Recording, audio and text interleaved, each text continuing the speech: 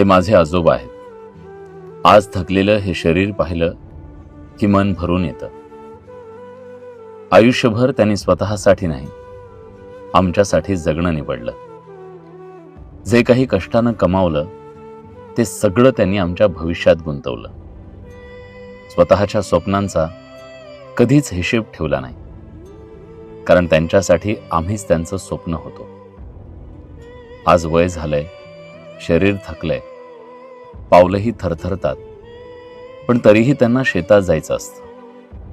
शेत पाहिलं की विठ्ठल दिसावा तसं त्यांचं मन भरून पावतं. कधी कधी वाटतं खरंच किती जीव अडकलाय या माणसांचा त्या मातीत. आमचे आजोबा आमच्यासाठी फक्त आजोबा नाही, ते आमचे खरे हिरो आहेत. आमच्यासाठी तेच आमचं आभाळ आहे आणि त्या आभाळाखाली उभं राहणं